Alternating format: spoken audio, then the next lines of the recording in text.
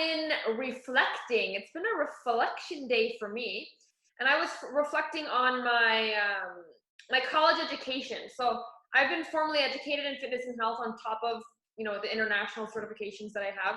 And I always like to go revisit what I learned because there was so much you can forget it so easily. So easily, right? You ever like cram for an exam and then once the exam's done, you like forgot everything that was on the exam, right? Like in one ear, out the other. So I always like to go back, revisit, and refresh my memory. And when I was doing this, it kind of unlocked an old memory of mine that I really wanted to share with you ladies. And this memory is probably number one of the biggest moments that pushed me to specialize in weight loss, and one of the biggest moments for me, where it actually shifted my perspective of exactly what weight loss is. So very, very cool. So, and this is the memory. So I was in one of my nutrition classes, and my instructor's name was Dennis, and he was this very awkward, nerdy professor, great guy, no social skills, and a very, very good teacher. But this one day, he was standing in front of the class, and he asked this very profound question. And he said, "Which one is better?" And he said, option number one, a 300-pound woman eating a super healthy, balanced diet, but not losing weight. Or option number two, a 300-pound woman on the grapefruit diet, where all you do is eat a couple grapefruits all day, and she's losing weight. Option one or option two? So take a second and answer that question in the comments or in your mind. What do you think is better, one or two? 300 pounds eating healthy, not losing weight, 300 pounds restricting yourself and losing weight. Which one do you think is better in the comments? Now, he was standing at the front of the class. He was smiling when he asked this question, and then he said, "Everybody put your hand up for option number one." And we all put our hands up for option number one. And mine flew in the air. I was so confident. I'm like, I know this answer. And he was smirking. And then he says, "Wrong. It's number two." And I was like, I don't understand this at all. I was so confused. I didn't get it. And so he started to explain. And he says, so option number one, you're 300 pounds and you're eating healthy, but you're still 300 pounds, right? So eating healthy isn't going to make you healthy if you're 300 pounds. So that's how he explained number one. Then he explained number two. Option number two, sure, you're not eating like you should to lose weight, but you're still losing weight, so you're not going to be 300 pounds. And so what he said was, it's the lesser of two evils. Either you stay 300 pounds or you lose weight, maybe not in the best way. And he said it was the lesser of two evils. And that really blew my mind in the moment, because I never really looked at weight loss like that. And I never really thought it was so profound. And so when he kind of tweaked that perspective for me, number one, I realized how important weight loss really is for your overall health. Number two, it really hit home with that comparison, how destructive weight gain is, right? Because I mean, if you have extra weight on you, even if it's just, let's say 15 pounds, you're cutting off years from your life, you're increasing your risk for horrible diseases, and you're selling yourself short for being the best, wife, sister, daughter, aunt that you could be. So it really hit home. But most importantly, what his lesson and his question taught me was that weight loss is not black and white. It's not right and wrong. And this really opened my eyes, because up until that point, what I thought was that weight loss was just a series of decisions. And if you keep making the right decision, you'll eventually get to where you want, right? That makes sense. Doesn't that make sense? If I keep making the right decision, I'll get to where I want to be, right? Not eating the cake is the right decision. Eating the cake is the wrong decision, right? So if I just make the right decision after right decision, it will pay off eventually. That's how I thought, right? And quick little disclaimer, no, I am not endorsing the grapefruit diet. All right, definitely don't recommend it. If you lose weight like that, you'll gain it just as fast. But like I was saying, weight loss is not black and white. So here's the thing. Sometimes you're not strong enough to make the right decision. But above that, what this moment taught me was sometimes you don't even know the right decision. And that was a huge eye-opener for me, because I thought it was just a linear journey where it's just, make a decision, make a decision, make a decision. But what if you don't know if there's a decision to make? And then what if you don't know what decision to make because it's not clearly right or wrong? And that's what this just completely blew my mind about. And so it showed me that weight loss has a ton of gray area. In fact, most of the time when you are making decisions along your weight loss journey, these decisions are happening in your gray area, right? Because like I said, you're not always strong enough to know the right decision. And then on top of that, you sometimes don't even know what the right decision is for you, for where you're at, for your body, and all of that. So absolutely crazy and very important to know, because you can't expect your journey to be as simple as a yes or no decision-making process. If it was that simple, we wouldn't be so stressed. We wouldn't be so confused or anxious or overwhelmed with what to do or how to get there. If we just knew, keep making the right decision, keep making the right decision. It doesn't work in real life, right? It doesn't work in real life. Think to when you struggled the most or when you fell off. You either knew what was right, but weren't strong enough to make the right decision. You didn't know how to get yourself back on afterwards, so you didn't know what the right decision was afterwards. And then it's a spiral from there. So first things first, if you're going to approach a weight loss journey and embark on this crazy adventure, you got to accept that it's not going to be black and white. There's gray areas, and you have to make sure that you are knowing that sometimes you won't know the answer, and sometimes you won't know what pathway to take. But the cool thing about his lesson, Dennis's lesson that he taught me, was just choose the lesser of two evils. That's it. That's it. When you don't know what's right, when you don't know where to turn, when you think you've fallen off track, just choose the lesser of two evils. And a great example of that, a lot of the times, actually not a lot of the times, I've had a couple times where a couple ladies that I'm talking to about some like really great foods to incorporate for weight loss, and I tell them about the Walden Farms brand, right? Walden Farms is a 0-calorie brand, and I always recommend their syrup. It's delicious. It's like crack. It's so good.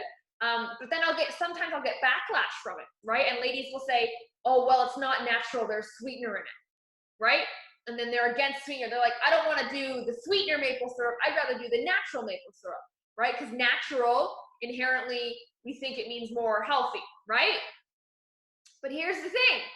Lesser of two evils, right? On one hand, you got the maple syrup that's 0 calories with sweetener, so it's not going to affect your weight loss and it still tastes good. And then on the other hand, you got the natural maple syrup with just as much, if not more, sugar than sweetener, and there's calories in it, lots of calories in it. So you pick your poison, you pick your hard, you choose the lesser of two evils. And that's a great example. If you find yourself discrediting something or counting something out because you just think it's not an option because it's not right, well, take a step back. Sometimes there is no right option, or you just don't know how to find it, or you're not strong enough to take it. And at that point, you level down a little bit. You meet yourself where you're at in the reality of where you are, not where you want to be, not where you want to be, not where you wish you could stay and level out at, right? But instead, you come down to reality with where you are right now, and all you do is pick the lesser of two evils, right? If you go to a restaurant, you didn't get to pick it. You don't know where they were going. You don't know what was on the menu. and it turns out it's all fried food. Calamari, onion rings, mozzarella stick, French fries, fried pickles, everything. It's not give up and go crazy. It's just pick the lesser of two evils. And it calms you right down, and it makes you okay with the decision you make. When we make a decision that we view as not right, we get very unsettled, and we don't like that decision. And we get upset that we weren't strong enough to make another decision, right? When we think we made a bad one. But if it wasn't a bad one, and if we instead we looked at it as the lesser of two evils, you can give yourself permission to be okay with that decision. And then your ego and your pride and your confidence doesn't take such a hit, so you can keep going. Your motivation doesn't dissipate. Your energy bubble doesn't go away. You still feel good about your ability to make decisions. So give yourself, I'm not saying change decisions going forward. Look at how you make decisions differently. Sometimes there will be clear-cut right and wrong of what you should be doing. Most of the time, it will be wishy-washy. Should I do this? Should I do that? What about this? What about that? And just sit with yourself. When you have no strength, or you have no clear path, or you are too overwhelmed or anxious or disappointed to make the right decision, you just say, okay, my default is the lesser of two evils. And you can be proud of that decision, and you can sleep well with that decision. It's the grapefruit method. It's the grapefruit method. So that is just a perspective change that, again, not only showed me how important weight loss is and how destructive weight gain is, but really just showed me that weight loss is not about being perfect, and it's not going to be easy in terms of knowing what to do. Sometimes we just don't know what to do, and we have to get out of our own way. Get out of your own way. Get off your high horse of how high you think you are, and how righteous you think you are, and how good you are at making decisions. Sometimes it's okay to step off the high horse. Let yourself make a bad decision. Just don't view it as bad. Just say, this is all that I was capable of. If you're missing workouts, if you're overboard on snacks at night, right? If you're really struggling to break a routine, ask yourself, what will be the lesser of two evils, right? Eating the whole chocolate bar or one piece? Eating, crackers or having an apple?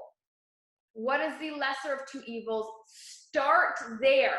If you are struggling to break a habit, or you find yourself falling into a new bad, destructive habit, that is when you say, okay, I'm incapable at that time or around that trigger of making a right decision. So I'm not going to call it a bad decision when I make it. I'm going to change and manipulate the situation so I can say, I chose the lesser of two evils. Big shift in protecting your strength and protecting your confidence in yourself. And you get out of your own way, because I find, and I suffer from this too, when you do so good for so long, you think you're invincible, and you think you know everything, and you want to share all your results, and you want to share all your wisdom, because you're like, look what I did. And that's great, and that's okay. But we forget that just as fast as we feel good, we can go back to feeling very bad very quickly. And then when we feel bad, we forget that it doesn't take much to make us feel good again, right? You ever been feeling really good, and then you hit rock bottom real quick? And then when you're there in that bottom, you're like, oh my God, I'm never gonna get better. Except it literally takes like 12 hours of healthy eating, and you're like, oh, I'm good, go for a walk. You're like, nope, I'm still good. It's preventing those lows. We gotta prevent the big low. Otherwise, if you keep falling down the hole, you gotta climb all the way back out of the hole and start from zero in terms of motivation, willpower, and planning. Whereas if we implement this perspective shift, you only fall, let's say, a couple rings down the ladder in the hole. And then you just got to climb up a little bit, and you're already above surface level, and you can keep going up the mountain. That's what we're missing here. That's what we're forgetting, right? It's not restart or get all the way there. There's a lot of gray area in the middle that we are discrediting and we are not taking advantage of, where you can practice making good decisions, because the lesser of two evils is still giving you the power to make a decision by yourself, for yourself, and that you can, at the end of the day, be more proud of. And the only way you are going to lose weight is if you believe you can lose weight. And the only way you can believe you lose weight is if you continuously prove it to yourself. And the only way you can prove it to yourself is if you continuously make yourself proud and build up your confidence. And the only way to build confidence or keep confidence high is evidence. Constant practice and repetition proving that that confidence is justified, not fake, not unwarranted, not inflated. So this is a great way to put in more reps to make you more confident. So you actually believe you will lose weight. And when you full-heartedly believe it, and you just say to yourself, it's not an if, it's a when. It's a matter of time now. That's the real win. It's not even the fact that you'll reach your goal one day. It's the fact that you actually believe it. Because every time, for so many years, I remember starting programs and workout routines and crazy diets with this huge goal of weight loss in my mind, but I never actually believed I would reach it. I knew I wouldn't reach it. I said it to myself. I said, oh, this probably isn't going to work. And I would still try. And of course it didn't work with that attitude, right? Of course. Because you don't believe in yourself, because you've proven that you can't do it for too long. You've proven that you can't do it for so long. So you are fighting an uphill battle, trying to prove to yourself that you can by putting in those reps in that practice. This is a great way how. The lesser of two evils is still a good decision. And if you can prove that you can make more good decisions than bad or awful or destructive decisions, that's the ratio you want to hit. And then it becomes more simple. It becomes very simple from there, because there's not all these negative emotions and there's not as much self-doubt, right? We all have self-doubt. I have self-doubt. It's in your mind all the time. You doubt yourself. But it's not about making it go away. It's about having it not matter and being able to silence it very quickly. Who can silence their self-doubt very quickly? Is anybody there yet? Like, just shut up, done. Shut up, done. That's it. That's what I can do. I literally hear my thought and I'm like, no. And then you just literally sweep it away. That easy. And it doesn't come up to your mind. And the only reason I'm able to do that is because I've proven to myself that those thoughts aren't real. They aren't real anymore. I've got way too much evidence proving them right. There's no way that they're true anymore. And that's the one thing that you should be working on relentlessly, daily. So if you want to not be overwhelmed, so say you've got a long way to go on your journey and the thought of that is overwhelming or disheartening, and you want to just start simple, and you just want to, like, let me just focus day to day, because week to week or month to month or year to year is too much. Daily, if you just say, how can I make more better decisions, putting it towards my evidence, and that's a successful day. More healthy, proud decisions. That's it, little ones. Even if all day, all you did was the lesser of two evils, that's a win. Even if there wasn't one right or good decision you made, if it was at least the lesser of two evils, you're still putting reps in. And can you see how that would turn a very bad day into a I can live with that day, right? Because we want to avoid the bad days, because then it just proves to ourselves that, oh, nothing's changed. I've done that before, and look, it happened again, right? And if it happens exactly the same every time it comes around, that's when you're proving your self-doubt right, because nothing has changed. And so this is a new way to look at it and shift your perspective. Okay, ladies? So something that this also helps with is what I like to call weight loss ADD, right?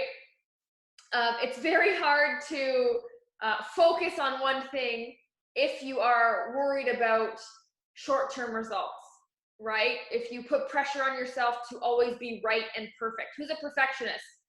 Or who wants to be perfect all the time? Or only put or takes extra time instead of getting things done fast because you want to do it right?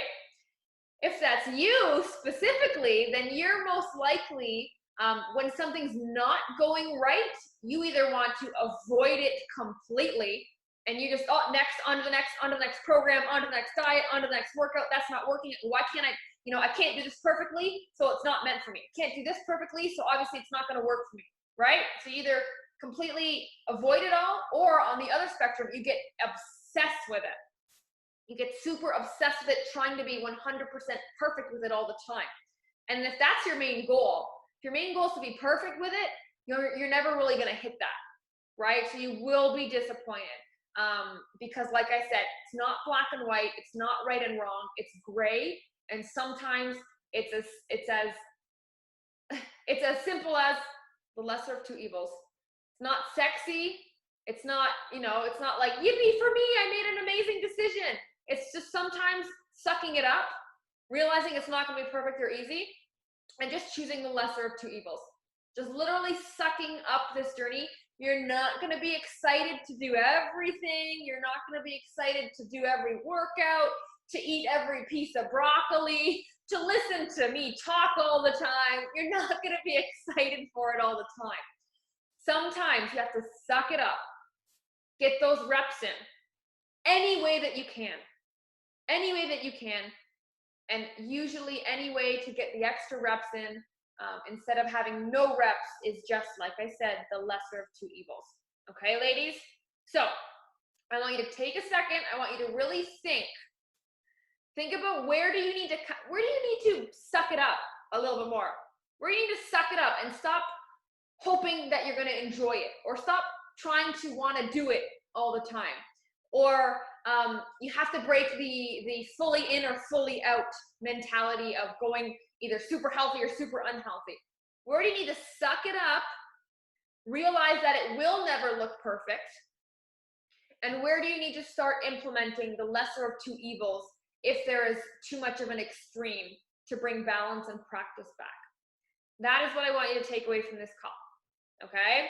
So really quickly, in the comments, write something that you resonated with. Okay? Did you realize that you've been in that hot or cold syndrome, that black and white, right and wrong? Keep holding yourself accountable or to this super high expectations of trying to always be right.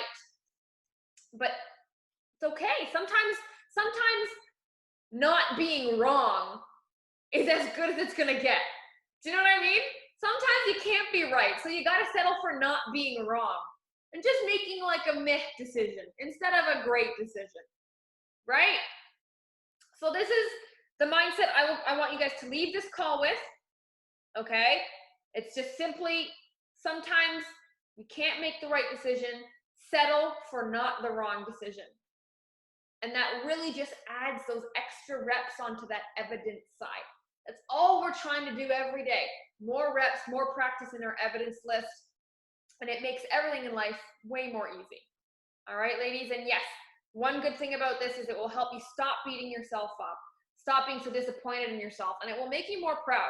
And it will make this journey not seem like a bottomless pit of despair. Like I'm never going to get anywhere. Right? Do you ever watch, what is it, The Princess Bride? The pit of something? Oh my gosh, that's what that reminded me of. But sometimes that's how it feels. It should never get to that low, because your easiest thing to do should be like, okay, how do I not make the worst decision? How do I make the lesser of two evils? We'll call it the grapefruit method. All right, ladies? So thank you for joining me.